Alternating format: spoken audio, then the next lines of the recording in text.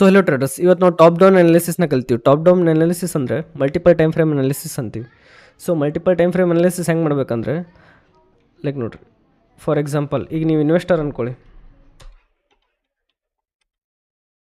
So investor ಏನು ಮಾಡಬೇಕು ಅಂತಂದರೆ, ಲೈಕ್ ಭಾಳ ದೊಡ್ಡ ಟೈಮ್ ಫ್ರೇಮ್ ನೋಡಬೇಕು. ಫಸ್ಟ್ ಏನು ಮಾಡಬೇಕು, ಮಂತ್ಲಿ ಟೈಮ್ ಫ್ರೇಮ್ ನೋಡಬೇಕು. ಫಸ್ಟ್ ಯಾವ್ದು ನೋಡಬೇಕು, ಮಂತ್ಲಿ. ಅದಾದಮೇಲೆ ವೀಕ್ಲಿ ನೋಡಬೇಕು. ಅದಾದಮೇಲೆ ಡೈಲಿ. ಅದಾದಮೇಲೆ ಡೈಲಿನೇ ಲಾಸ್ಟ್. ಬಟ್ ನೀವು ಎಂಟ್ರಿ ಮಾಡೋಕೆ ಏನು ಮಾಡಬೇಕು, 1 hour ಟೈಮ್ ಫ್ರೇಮಲ್ಲಿ ಹೋಗಿ ಎಂಟ್ರಿ ಆಗಬೇಕು. ಇದು like investor long term means 5 years, 3 to 5 years, 7 yearsವರೆಗೂ ಇನ್ವೆಸ್ಟ್ ಮಾಡೋರು ಈ ಟೈಮ್ ಫ್ರೇಮ್ ನೋಡಿ ಅನಾಲಿಸಿಸ್ ಮಾಡಿ ಇನ್ವೆಸ್ಟ್ ಮಾಡ್ಬೋದು. ಈಗ ಸೊ ಇಂಟ್ರಾಡೇ ಟ್ರೇಡರ್ಸ್ ಹೆಂಗೆ ಮಾಡಬೇಕು ಅಂತಂದರೆ,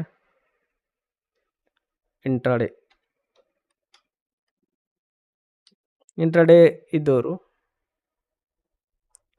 ಫಸ್ಟ್ ಡೈಲಿ ಟೈಮ್ ಫ್ರೇಮ್ ಹೋಗಬೇಕು. ಡೈಲಿ ಟೈಮ್ ಫ್ರೇಮ್ನ ಹೋಗಿ ಆಮೇಲೆ 1 hour ಟೈಮ್ ಫ್ರೇಮಿಗೆ ಬರಬೇಕು. 1 hour ಟೈಮ್ ಫ್ರೇಮಿಂದ ಸೀದಾ 15 minutesಗೆ ಶಿಫ್ಟ್ ಆಗಬೇಕು. ಅದು ಆದಮೇಲೆ ಎಂಟ್ರಿ ಮಾಡೋಕ್ಕೆ 5 minutes ನೋಡಬೇಕು. ಸೊ ನಾವು ಇಂಟ್ರಾಡೇ ಟ್ರೇಡರ್ಸ್. ಸೊ ಇದನ್ನು ನಾವು ಫಾಲೋ ಮಾಡಬೇಕು. First one day time frame open ಮಾಡಬೇಕು. ಅದಾದಮೇಲೆ 1 hour ಟೈಮ್ ಫ್ರೇಮ್, ಅದಾದಮೇಲೆ 15 minutes, ಅದಾದಮೇಲೆ 5 minutes. ಸೊ ಈಗ ಇದನ್ನು ಮಾಡಿ ನೋಡೋಣ, ಲೈಕ್ ಅನಾಲಿಸಿಸ್ ಹೆಂಗೆ ಮಾಡಬೇಕು ಅಂತ ಹೇಳ್ತೀನಿ ನೋಡಿರಿ. ಸೊ ಇಲ್ಲಿ ನಿಫ್ಟಿ 50 ಇದೆಯಾ. ಸೊ 1 ಡೇ ಟೈಮ್ ಫ್ರೇಮಲ್ಲಿ ಓಪನ್ ಮಾಡಬೇಕು, right. 1 day time frame open ಮಾಡಿದ್ರಾ. ಸೊ ಇಲ್ಲಿ ನೋಡಿರಿ ಏನು ಕಾಣ್ತಾ ಇದೆ, ಇಲ್ಲಿ ಅಪ್ ಟ್ರೆಂಡ್ ಇದೆ, ಕಂಟಿನ್ಯೂಸ್ ಅಪ್ ಟ್ರೆಂಡ್ ಇದೆನಾ ನೋಡಿ, ಕಂಟಿನ್ಯೂಸ್ ಅಪ್ ಟ್ರೆಂಡ್ ಇದೆ. ಇದು ಬಿಡು, ನ್ಯೂಸಿಂದ ಮೀನ್ಸ್ ಅದರ ಸೊಲೆ ಕೆಳಗಿದ್ದು. ಈಗ ಕಂಟಿನ್ಯೂಸ್ ಅಪ್ ಟ್ರೆಂಡ್ ಇದೆ. ಸೊ ಅಪ್ ಟ್ರೆಂಡ್ ಇದೆ ಅಂದರೆ ಈಗ ನೆಕ್ಸ್ಟ್ ನಾವು ಏನು ಮಾಡಬೇಕು, 1 hourಗೆ ಶಿಫ್ಟ್ ಆಗಬೇಕಾ. 1 hourಗೆ ಶಿಫ್ಟ್ ಆಗೋಣ, ರೈಟ್. ಸೊ 1 hourಲ್ಲಿ ನೀವು ಅಬ್ಸರ್ವ್ ಮಾಡ್ತೀರಾ ಏನು ಕಾಣ್ತಿದೆ ಅಂತ, ರೈಟ್. ಕಂಟಿನ್ಯೂಸ್ ಹೈಯರ್ ಹೈ ಆಗ್ತಾ ಮೇಲೆ ಹೋಗ್ತಾ ಇದೆ. ಸೊ ಇಂಪಾರ್ಟೆಂಟ್ ಝೋನ್ ಅಂದರೆ ಇದೇ ಆಗಿರುತ್ತೆ. ಈಗ ಇಲ್ಲಿಂದ ಸೆಲ್ಲಿಂಗ್ ಇದೆ, ರೈಟ್. ಇಲ್ಲಿಂದ ಸೆಲ್ಲಿಂಗ್ ಇದೆ, ರೈಟ್. ಅಕಸ್ಮಾತ್ ಈ ಪ್ರೈಸ್ ಏನಾದರೂ ಕೆಳಗಡೆ ಕ್ರಾಸ್ ಆದರೆ ಮತ್ತೆ ಸೆಲ್ಲಿಂಗ್ ಹೋಗುತ್ತೆ, ರೈಟ್. ನೆಕ್ಸ್ಟ್ ಅದೇನು ಮಾಡಬೇಕು, 15 minutes ಟೈಮ್ ಫ್ರೇಮಲ್ಲಿ ಬರಬೇಕು. 15 minutes ಟೈಮ್ ಫ್ರೇಮಲ್ಲಿ ಬಂದಮೇಲೆ ಇಲ್ಲಿ ನೋಡಿರಿ, ಕಂಟಿನ್ಯೂಸ್ ಇಲ್ಲೊಂದು ಅಪ್ ಟ್ರೆಂಡ್ ಹೋಗ್ತಾ ಇದೆ, ರೈಟ್. ಅಪ್ ಟ್ರೆಂಡ್, ರೈಟಾ. ಸೊ ಇದನ್ನು ನಾವು ಡಿಲೀಟ್ ಮಾಡ್ತೀವಿ, 1 second, ರೈಟ್. ಕಂಟಿನ್ಯೂಸ್ ಅಪ್ ಟ್ರೆಂಡ್ ಇದೆನಾ. ಸೊ ಈಗ ನಾವು ಏನು ಮಾಡಬೇಕು, ಸಡನ್ ಬೈಯಿಂಗ್ ಮತ್ತು ಸಡನ್ ಸೆಲ್ಲಿಂಗ್ ಎಲ್ಲಾಗಿದೆ ಅಂತ ನೋಡಬೇಕು.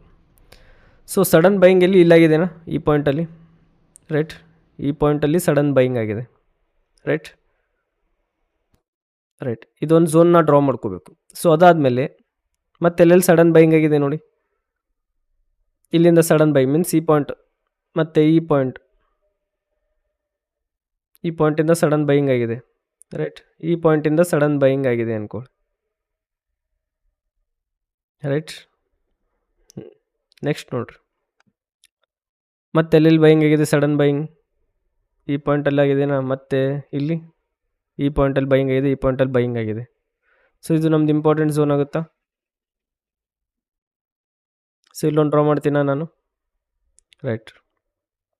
ಈಗ ಸಡನ್ ಸೆಲ್ಲಿಂಗ್ ಎಲ್ಲಾಗಿದೆ ನೋಡಬೇಕು. ಈ ಪಾಯಿಂಟಿಂದ ಸಡನ್ ಸೆಲ್ಲಿಂಗ್ ಇದೆನಾ, ಇಲ್ಲಿ ನಮ್ಮನ್ನು ಪ್ರೈಸ್ ರಿಜೆಕ್ಟ್ ಆಗಿದೆ, ರೈಟ್. ಈ ಪಾಯಿಂಟಿಂದ ಸಡನ್ ಸೆಲ್ಲಿಂಗ್ ಇದೆ, ರೈಟ್.